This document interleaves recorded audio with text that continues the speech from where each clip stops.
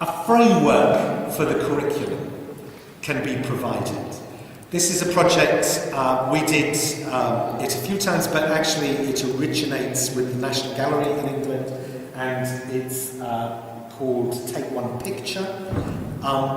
And it's now, I know, being copied in other countries. I know that a number of museums in Norway use it. But the idea is that the museum selects a picture and does quite a lot of background research on it. And then primary school will take that picture and build the curriculum for a whole term around that picture. So that if you're studying history, you'll actually look at the history of when that painting was painted, and you'll use it as a window in those times. If you're studying languages, then you will use the picture as a stimulus for creative writing. If you're doing theatre, you'll write a play around it and then perform what happened before and what happened after. You build mathematics into it. Every aspect of the subject can be woven into that one picture.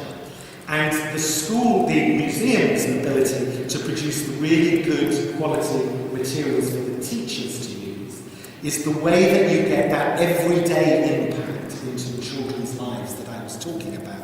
So they keep coming back to the painting and they understand it on many, many different levels, but they've also used it as a lens to work right through their curriculum. And I think every museum and library could select every year one or two objects that they would do the research on, produce the materials to give to teachers to be able to allow them to do that. But learning to think conceptually is a really important point. Concepts are actually how we mediate reality into our brain. They are an idea which explains what we are seeing to ourselves. That's what a concept is. And it's fundamentally important for the development, for how we operate as adults. And young people are really motivated by concepts and find them really interesting. And I think they're not given enough opportunity to think conceptually in what they do. And I think, particularly in museums, the artifact that you're looking at is usually important because it represents a concept. And what you're trying to communicate to the visitor is the concept through the artifact. And that's why they're a powerful way of doing this. I'll give you an example. This is from Western Australia. What you're looking at there is something called stromatolites. And as you can see, they're not very interesting to look at. And the Museum of Western Australia has a number of them in cases. They are actually completely extraordinary. They're living rocks. But what they do is they eat iron and release oxygen as a byproduct of eating iron. And why they're so important is stromatolites is what put oxygen in the atmosphere of this planet. And if they hadn't existed, none of life, the rest of life, would ever have happened. They wouldn't be animals or trees or anything else like that. They are many, many, many millions of years old because they did this a long time ago. And then once there was oxygen, we all came along. And they still exist off the coast of Western Australia. So why they're really important is that concept that they put oxygen into the planet's atmosphere, without which none of us would have existed. When I was working with the museum, we did this exercise with the curators. I said, go out and look at some objects and look at the concepts and then tell me if the concept's been explained. So the curators went out, and this is one of the things they looked at. And they're in a case, and it has a label, and it says how old they are, where they were collected, their reference number in the museum, and a very brief description. But the concept of why they were important was not explained there at all, and why they figured in. So I think that you have the opportunity there to look at the concepts you're trying to communicate and finding ways to represent them. I'll give you an example of a project that we did. This was in Holland, of children thinking conceptually. After this project was over, I met the artist who had worked on this project. And she was a visual artist, about 35 years old. And I said, what was your project in that primary school about? And she said, oh, it was about regrets. And I said, regrets? Why did you do a project about regrets? And she said, oh, well, I'm 35 and I have a lot of regrets. So I thought I'd do a project about it with the pupils. So I said, what did the pupils think? And she said, they loved it. They had no idea that adults had regrets. This was a completely new concept to them. And concepts are interesting because they're present feelings about past events. They're quite contradictory. So they did a project where they went out into the community. Here they're interviewing old people. They did a whole lot of research. They talked to their parents. They went to the library. They read books. They did also just exploring the idea of regrets. So they learned about researching and inquiring and so forth, but they were thinking about concepts. And they ended up doing a big exhibition in the main school hall all about regrets, and everybody came and saw it. But they had this high level of motivation because the concept was so interesting. And if you can package learning around interesting concepts, you get very high levels of engagement. So they were learning to investigate, but I see that as a key thing that you should be trying to do with children. And this is a project which was from here in Lithuania, and which those who've heard me speak before will know well by now. But it's just a very brilliant example of what we're talking about. So the issue the school was concerned about was the children's use of letters. They were learning to write, and they weren't using the letters very well. And the artist who worked with them said that the problem is they're not listening properly, so they can't hear letters in their environment. So we're going to work with them to help them listen.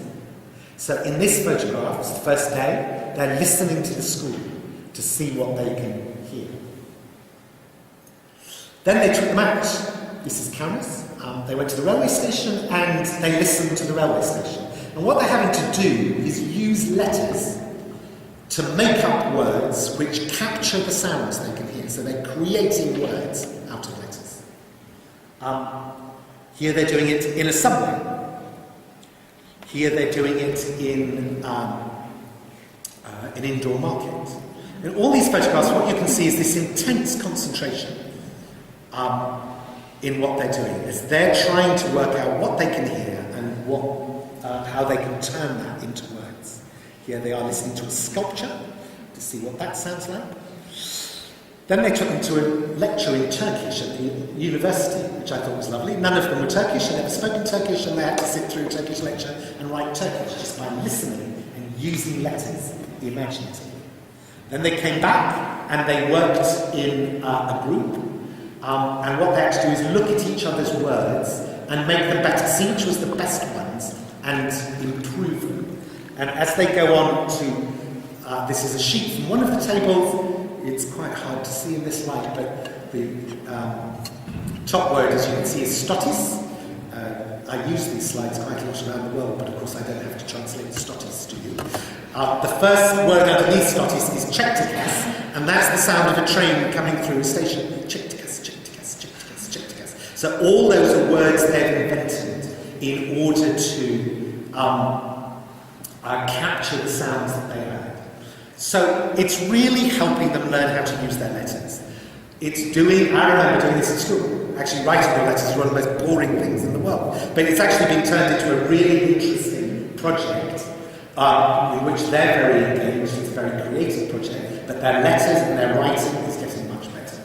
And then they had to move on, and they had to choose a painting and create a soundscape for it, making noises, only using noises they can make with their mouth. So they had to make a soundscape, as I said, for a painting. And this is one of them, and that's the soundscape that they created.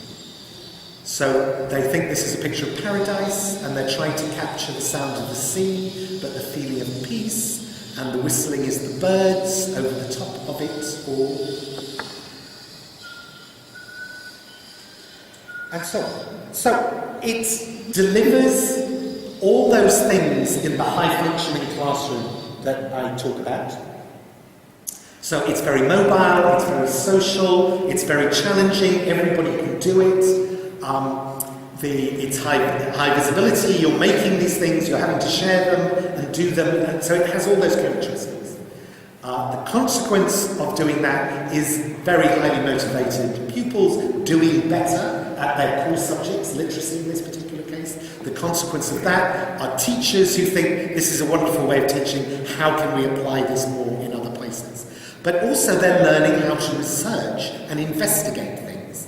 And I think what's really interesting is that the teachers, and this is sort of consequence thinking about the library, they said it made us realise you could read our city, it's like a book, and that we can teach the children to read the city as part of what they do. And that concept of giving them concepts to research and then using the resources that you have in libraries and in local museums to go in there and do the research and then present it back is the kind of thing that's really easy to do if you just have the simple ideas. And what I like about that listening project is it's so simple. It's not expensive, it doesn't need new technology and so forth. It's really simple.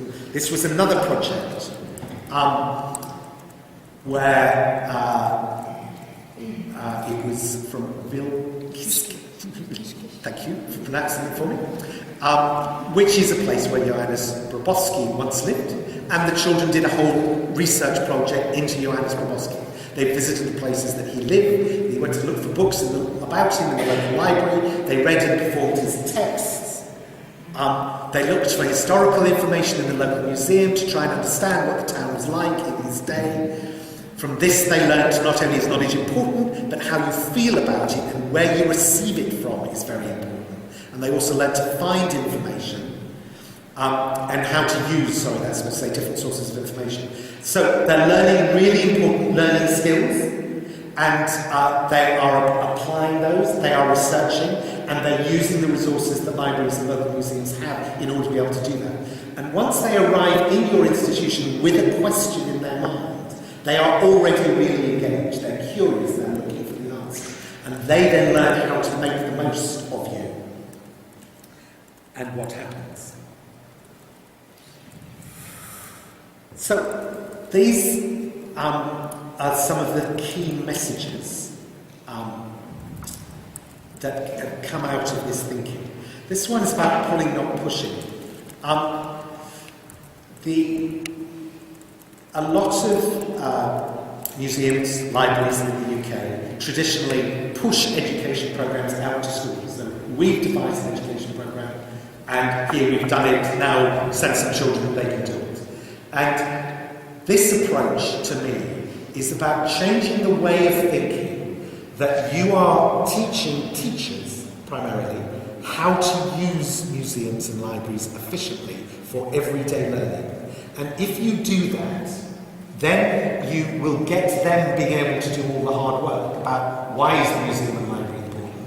Because they will find the reasons for that in terms of packaging the information in ways that they find useful. So they come to you wanting things which you can then help them find, as opposed to you having to go to them, trying to show them, having already done the work for them. I think that traditionally, museums and libraries were centres of knowledge. It's where you went to get knowledge. That's why libraries were so important and museums so important, because that's where the knowledge was. Because there wasn't radio, television, there wasn't the internet, and so on and so forth. With all this that's existing now, there is a huge amount of knowledge out there.